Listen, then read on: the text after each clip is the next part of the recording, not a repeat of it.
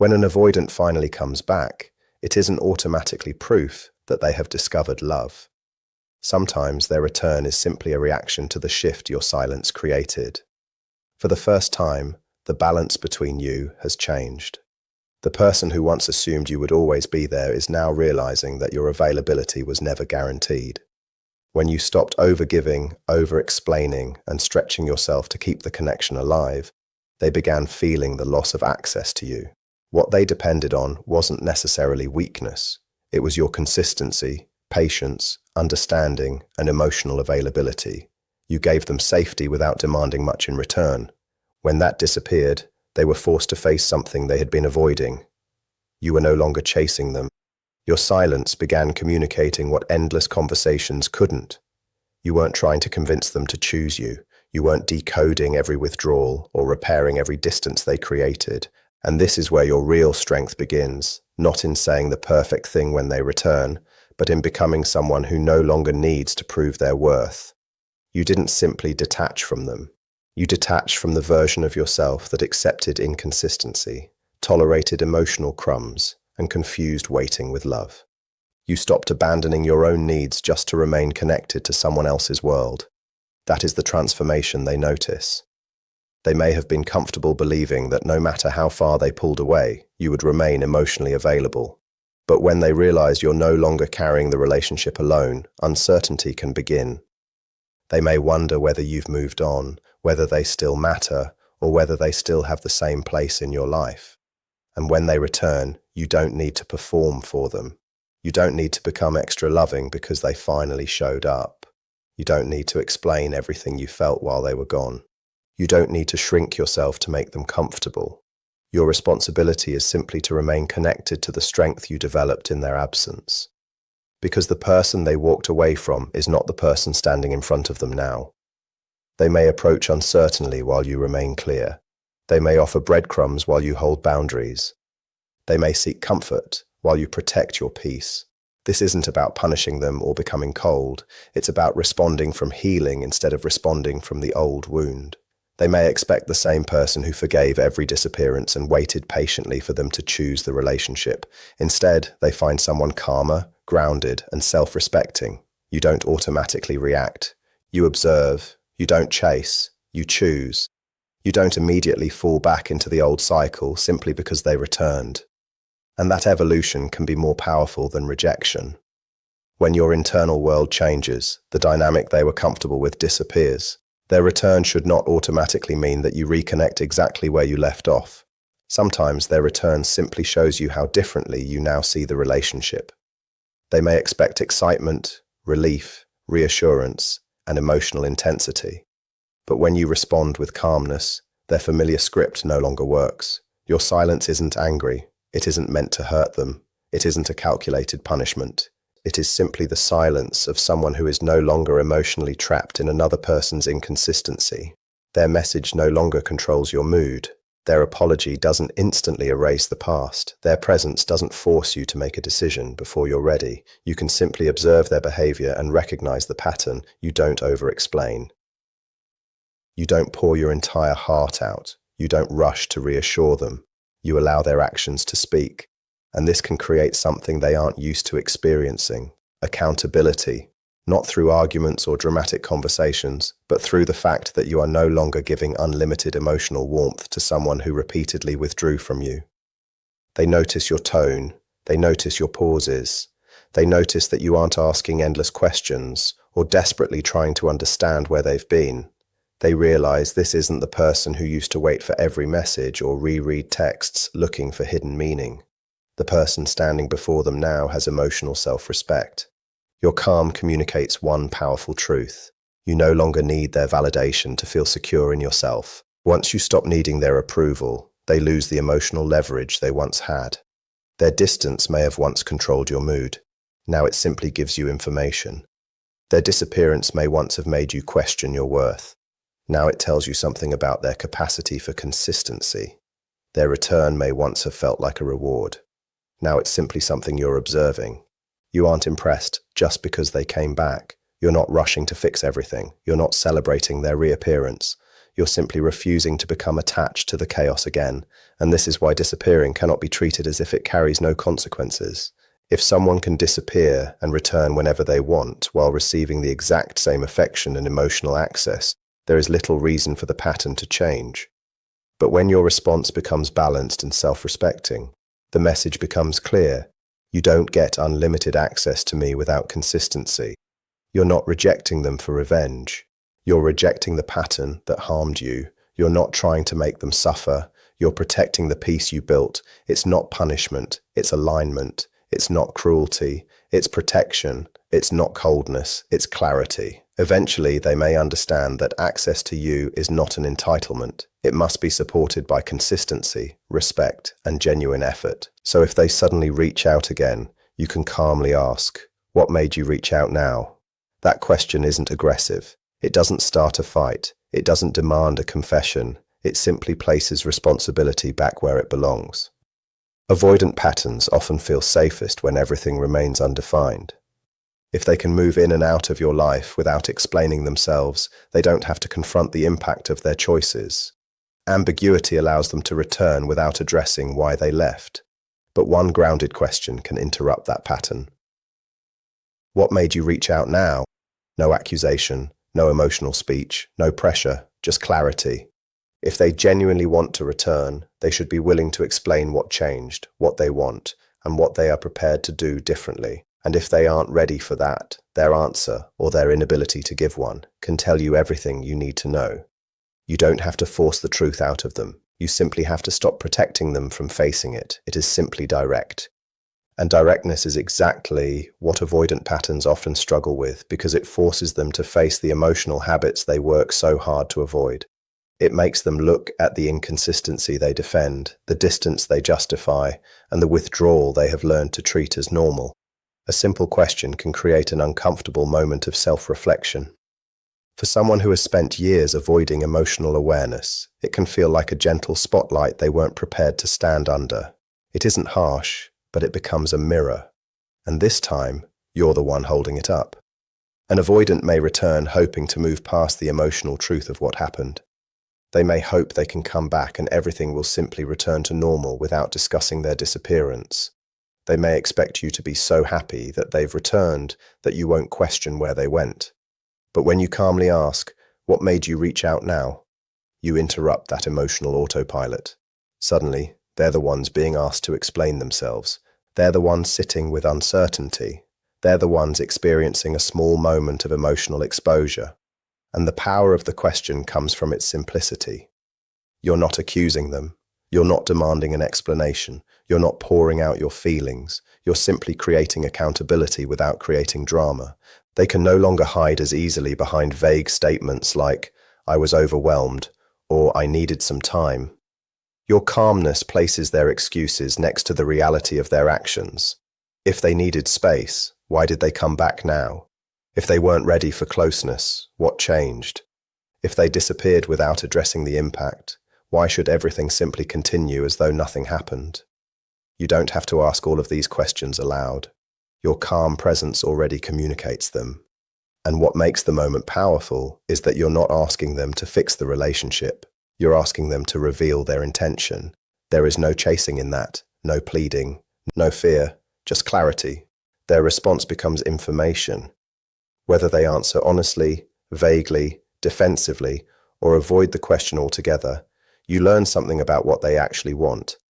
Are they genuinely trying to reconnect, or are they simply trying to regain access to what they lost?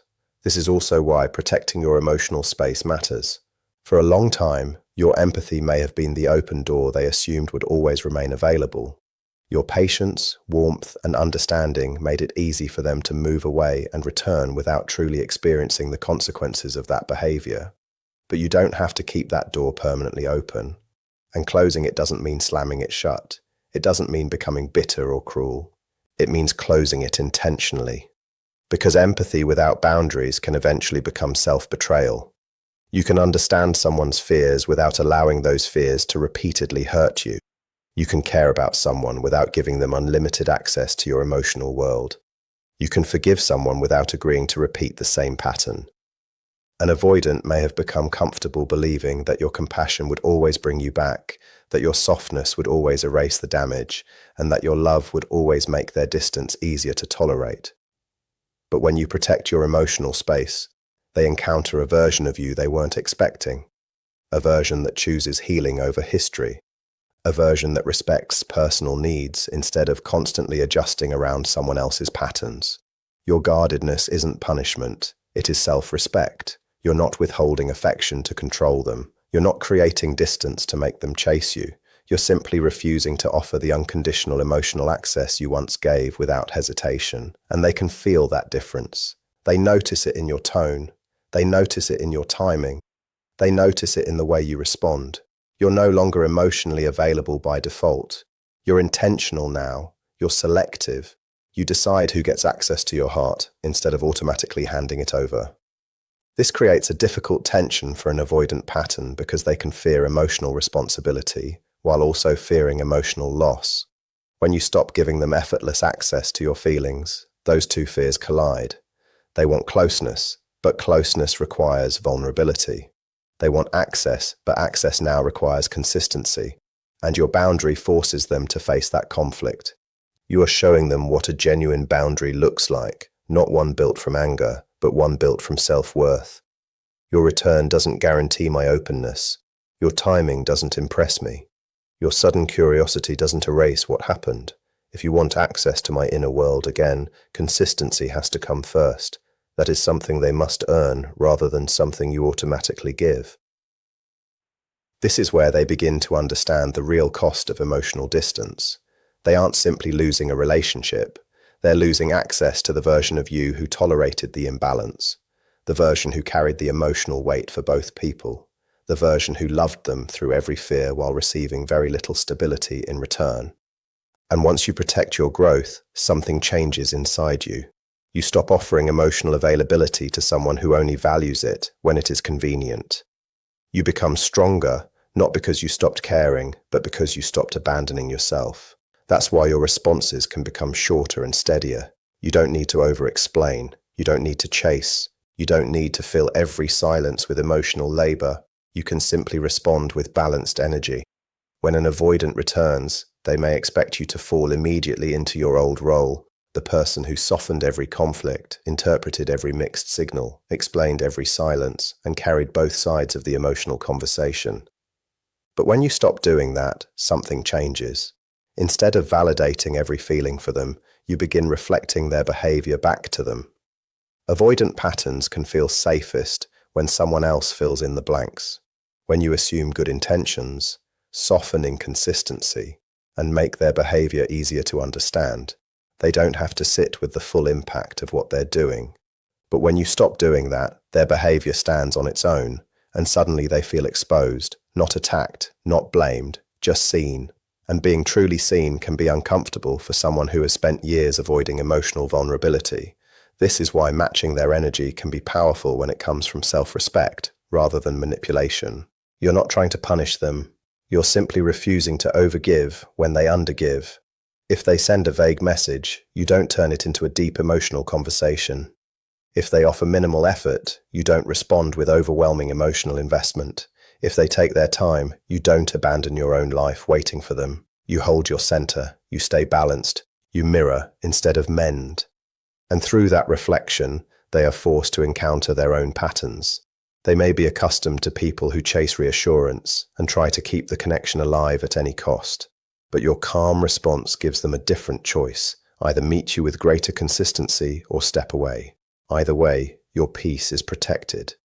You aren't punishing them by withholding emotional rewards. You're simply no longer rewarding behavior that repeatedly drained you. Their return no longer automatically earns your emotional warmth. Their inconsistency no longer controls your mood. Their presence no longer becomes the center of your world. And that may be the biggest shift of all. Your heart isn't chasing anymore. Your emotions aren't overflowing to compensate for their distance. Your energy isn't rescuing theirs. You aren't refusing to validate them.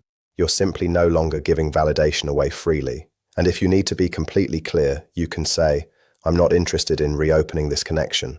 I've moved on.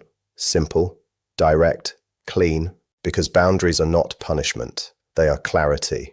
And clarity is often the one thing an avoidant pattern least expects when it has become accustomed to you softening your truth just to keep the connection alive.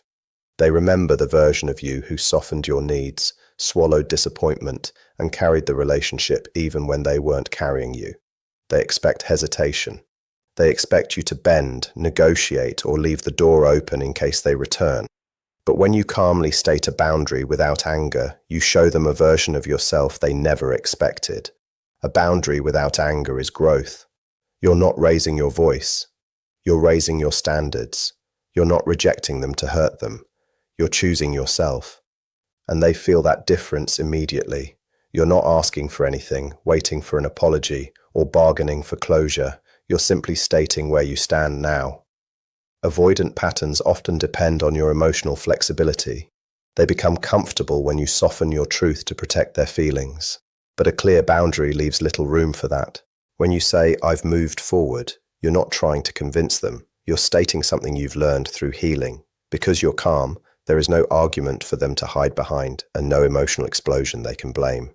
There is only your certainty and their awareness that their choices helped create this outcome. Your calmness shows them that their absence had consequences. Their distance didn't simply create space, it changed you. And something changes inside you too. You realize you're no longer trying to hold on to someone who couldn't hold on to you. You're no longer fighting for an unequal connection or shrinking yourself to accommodate their fears. A clear boundary isn't weakness. It's proof that you've learned to honor your strength. And once you've said what needs to be said, don't keep the conversation going just because they continue responding. Don't reopen what you've already closed. Walking away calmly removes the emotional access they once had. Avoidant patterns often feel safest when they control the distance and pace of a relationship. But when you leave calmly, the dynamic changes. You're telling them, "You don't decide my level of access anymore, I do." Leaving isn't abandonment, it's closure on your terms. You aren't storming away or trying to make them feel guilty. You're simply ending the interaction with clarity. There is nothing for them to argue with or manipulate. This is where your growth becomes undeniable. There may have been a time when walking away felt impossible. You held on to every message, pause, and promise because you feared that stepping back meant losing them forever. But now you understand. Losing someone who cannot meet you emotionally isn't always a loss. Sometimes it's freedom. Walking away isn't about proving you're stronger. It's about protecting your peace, breaking the cycle, and reclaiming the energy you gave away, trying to love someone who couldn't offer consistency. And when you leave without anger, they may finally understand what changed. They didn't simply lose contact with you, they lost access to the version of you who tolerated emotional gaps. That's why silence becomes powerful. For so long, you may have filled every distance by explaining, repairing, reaching out, and keeping the connection alive. But now your silence means something different. It isn't avoidance, it's closure. It isn't punishment, it's a boundary. You are no longer willing to participate in inconsistency. They may have expected you to fill every quiet space and reach across every emotional gap. But when you stop doing that, they're left alone with the space they created.